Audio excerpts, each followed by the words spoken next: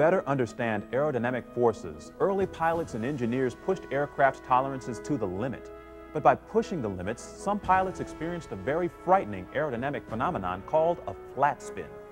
In an effort to better understand this phenomenon, NASA's predecessor, NACA, developed a unique wind tunnel called the 20-foot vertical spin tunnel. This tunnel was designed to not only study the unique flight conditions of an aircraft in spin, but also teach pilots recovery techniques to avoid a fatal crash. The research performed at this tunnel would have a direct impact on virtually every American aircraft from World War II through today. Early in 1941, the National Advisory Committee for Aeronautics, or NACA, completed its new 20-foot vertical spin tunnel. This tunnel tested a very different type of flight situation than the tunnels researchers were accustomed to using. The traditional way to test aircraft in a wind tunnel is by mounting an aircraft in the wind stream to evaluate the aircraft's flight characteristics.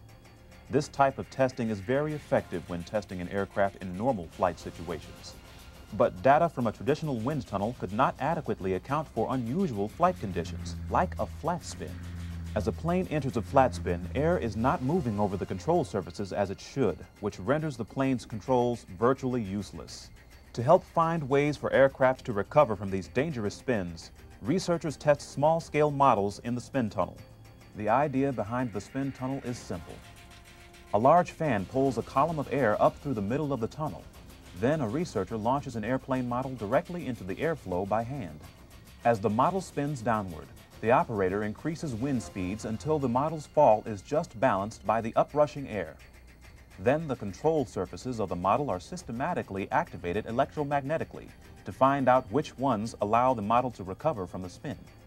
The same basic technique that was used in 1941 is still being used today, but researchers now use computers to track unique markers on the bottom of the plane to measure the aircraft's spin characteristics.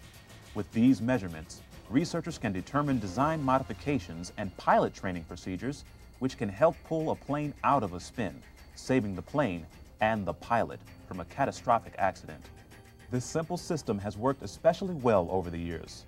During World War II, every fighter, light bomber, attack plane, and trainer, over 300 designs in all, were tested in the spin tunnel.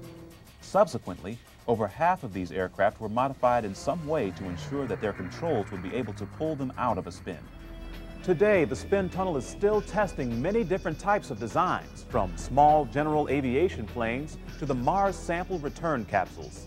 Since it opened for business in 1941, nearly every American military fighter has been tested in this tunnel. However, with 10% of all military air accidents still occurring due to the flat spin, the NASA Langley 20-foot vertical spin tunnel will undoubtedly continue to save lives for many years to come. Did you know that Lieutenant Francis Evans became one of the first aviators to develop an effective spin recovery technique? In 1917, while attempting to get his pontoon plane into a loop, Lieutenant Evans inadvertently went into a spin. As he maneuvered out of the spin, he realized that he had unwittingly discovered an effective spin recovery maneuver. He was awarded the Distinguished Flying Cross nearly 20 years later for his life-saving discovery.